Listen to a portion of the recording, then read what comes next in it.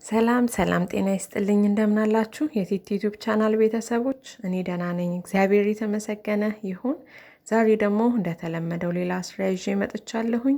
ለዛሬ ልሰራ የመጣሁትኝ ዩቲዩብ ከጀመርኩ ጀምሮ የተለያያችሁ ወዳጆቼ የልጅ ምግብ እንድሰራ ጠይቃችሁ የነበረ እስካሁን በመዘግየቴ እጅግ በጣም ይቅርታ ጠይቃለሁ።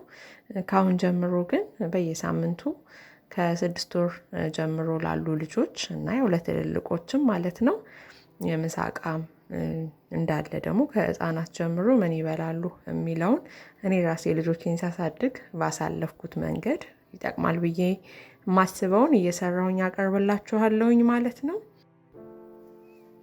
ይጠቅማችኋል ብዬ ያሰብኩትን ነው የማቀርበው። ዛሬ 3 አይነት የሆነ የልጆች ምግብ አዘገጃጀት ነው የማሳያችሁ። እንደዚሁ ደግሞ እናንተም ያላችሁን አስተያየት ሀሳብ በመስጠት እንድሰራ የምትፈልጉት ነገር ካለ ይሄን ብትሰሪልን ብላችሁ ብትጠይቁኝ ትችላላችሁ። ወደ ስራ ይገባለሁኝ።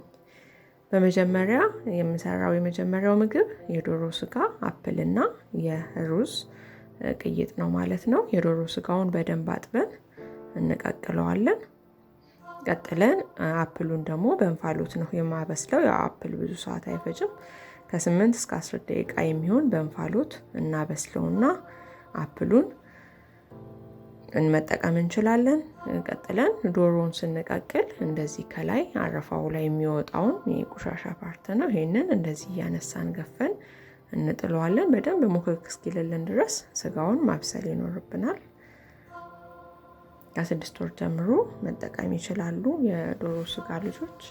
አንዳንድ ሰው ከ4 ወርም የሚያስጀምር አለ። እኔ ግን ያው ከ6 ወር ነው ያስጀመርኳቸው ልጆቼን። አሁን አፕሉ በስሎልኛል አወጣዋለሁ ማለት ነው እሱን። የዶሮ ስጋውም አሁን እነዚህ ቼክ አድርጌዋለሁ በስሏል በደንብ። እሱን አውጥተን የአፕሉን የበሰለ ሩዝ እና የዶሮ ስጋውን አንድ ጋር እንፈጨዋለን ማለት ነው። ያው የመጀመሪያ ምግብ ላይ ምንም አይነት ጨው ወይ ቅመማ ቅመም የሚጨመርበት ሁኔታ ስለሌለ እሱን ምንም አንጨምርም። የዶሮ አንድ የመላላጫ ስጋ ነው የተጠቀምኩትኝ። አንድ አፕል እና ስጋ ተጠቅሜያለሁ። በካፕ አንድ ነው የሚሆኑት ስጋውና አፕሉ። ከስር ያለውን የራሱን የዶሮውን ውሃ አስገብቻለሁ እንደ ልጆቻችሁ መጠን ማለት ነው። ወፈር ያለ የመብላት አቅሙ ካላቸው ወፈር ያለ፣ ግን የመጀመሪያ ላይ ላሉ ልጆች በጣም ቀላል የሆነ እንዲሆን በጣም ቀጠን ያለ ቢሆን ይመረጣል ማለት ነው። ከወፈረባችሁ ውሃ ጨምራችሁ ማቅጠን ትችላላችሁ።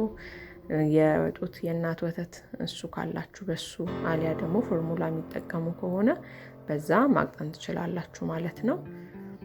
በዚህ መልኩ ፈጭቼ አምጥቼዋለሁኝ። ይሄ ወፈር ያለ ነው።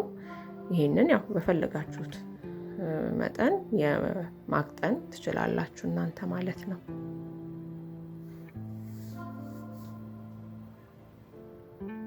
እንደዚህ አድርገን ልጆቻችንን መመገብ እንችላለን። የሰራ ነው በአንድ ጊዜ ያው በአንድ ጊዜ ሊበሉት የሚችሉት ስለማይሆን በጣም በትንሽ ካልሆነ በስተቀር የቀረውን እንደዚህ በልጆች ምግብ ማስቀመጫ ኮንቴነር አድርገን ወደ ፍሪዘራችን ውስጥ ማስገባት እንችላለን ማለት ነው። በዚህ መልኩ አዘጋጅቻለሁ። ከፍሪዘር ውስጥ አውጥተን በሞቀ ውሃ አቅልጠን የሞቀ ውሃ ውስጥ አስቀምጠን አቅልጠን እንደዛ ልንሰጣቸው እንችላለን። በኦቭንም በማይክሮዌቭ ማቅለጥ ይቻላል። ነገር ግን በሞቀ ውሃ ብናቀልጠው የተሻለ ይሆናል ማለት ነው።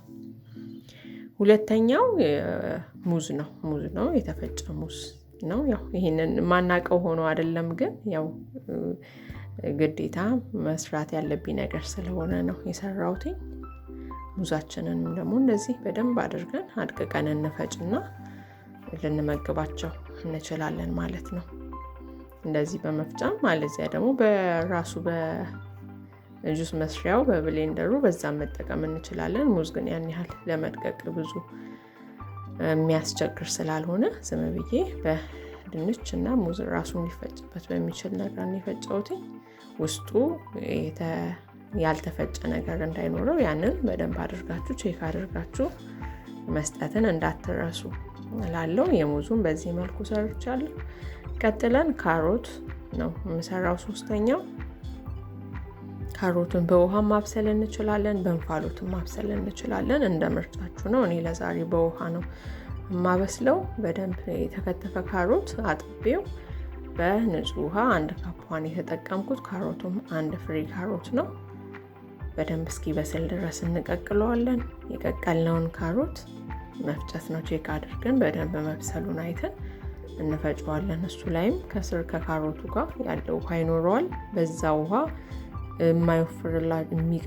ወፍራም የሚሆንባችሁ ከሆነ ማቅጠን ትችላላችሁ፣ ወይ ውሃ ጨምራችሁ እንዳልኳችሁ የጡት ወተት ካላችሁ፣ አሊያ ደግሞ የፎርሙላ የሚጠቀሙ ከሆነ ያው የከብት ወተት 1 ዓመት ያልሞላው ልጅ ስለማይጠቀም ማለት ነው።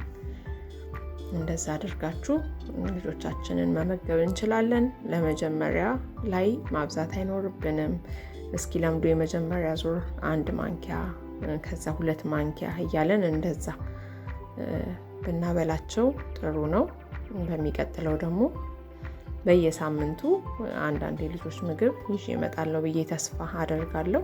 ለ6 ወር ጀምሮ ብቻ ሳይሆን ከ6 ወር ጀምሮ ላደጉም ልጆቻችን ለትምህርት ቤት የምሳቃ እንዴት አድርገን ምን እንስራላቸው የሚለውን ብዙ ሰዎች፣ ብዙ ጓደኞቼ፣ ቤተሰቦቼ ጠይቃችሁኛል። በዛ መሰረት እኔ የምሰራውንና የማውቀውን ነገር ከሌላ የሚያየውትኝን ጭምር አካፍላችኋለሁ ማለት ነው። ለዛሬ 3ቱን በዚህ መልኩ ሰርቼ አቅርቤላችኋለሁ። ከወደዳችሁት ላይክ፣ ኮመንት፣ ሼር ማድረግ አትርሱ። አስተያየት ካላችሁም ደግሞ አስተያየት መስጠታችሁን ጠብቃለሁኝ ማለት ነው። በተለያየ መንገድ ደግሞ እየደገፋችሁኝ ያበረታታችሁኝ ያላችሁ ቤተሰቦቼ አጠቃላይ እጅግ በጣም አመሰግናለሁ። እግዚአብሔር ያክብራችሁ፣ እግዚአብሔር ይባርካችሁ እላለሁኝ። ስለምትመለከቱኝ አመሰግናለሁ። ለዛሬ ይሄንን ያዘጋጀውላችሁ። ደህና ሁኑልኝ። ሰላም ሁኑ።